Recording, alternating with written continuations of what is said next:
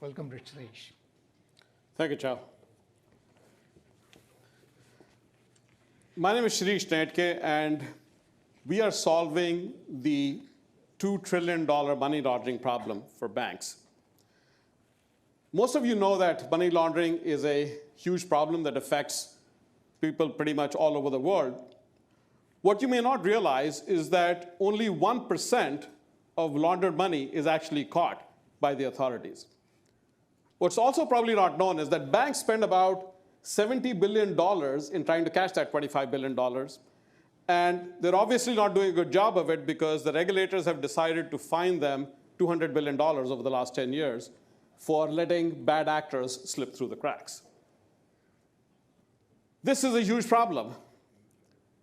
And from our point of view, a huge opportunity. Now, we looked at the root cause of this problem. The root cause of the problem is we are kind of the guilty parties here. It's enterprise software. Enterprise software in banks was deployed with the idea of being a system of record, not a system of insight. That has led to a whole bunch of problems like a lot of false positives, bad analytics, and probably most fundamental design flaw in this approach is that these enterprise software solutions have been designed as a one-size-fits-all, which is in direct contradiction with the regulatory guidelines which regulators have issued over the years. Now, we looked at this problem from the point of view of a solution as an agile compliance problem. The words agile and compliance have not been used together very often. We have decided to do that. And we looked at it along two angles. One is flexibility of process, and the other is insights.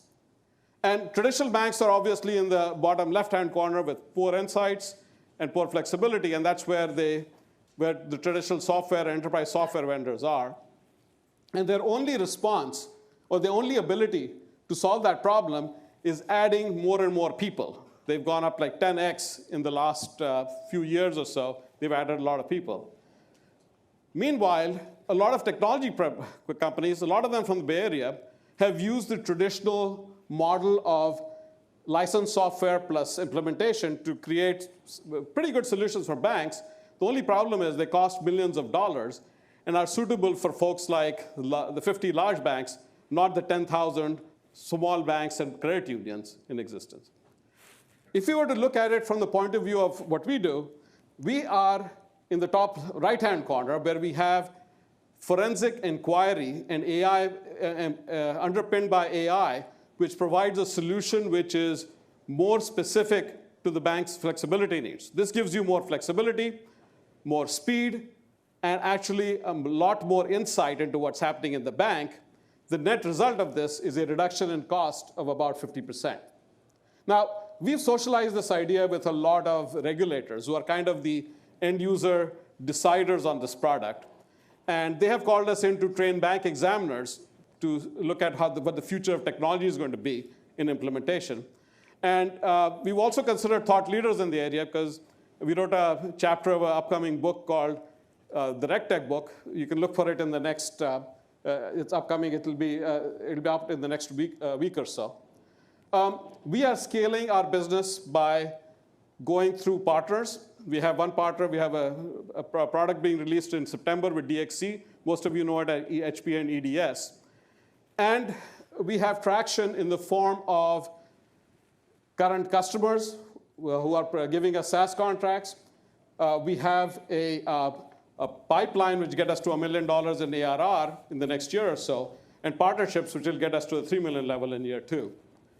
The management team at Amberoon consists of engineers, entrepreneurs, and bankers who have created hundreds of millions of dollars of value for early-stage investors in the past.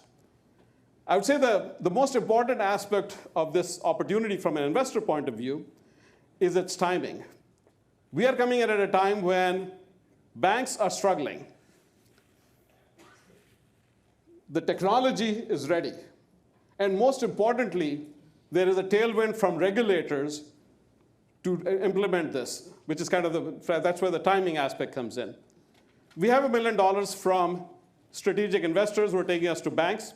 we're looking for investors who can add strategic value to our business. Thank you.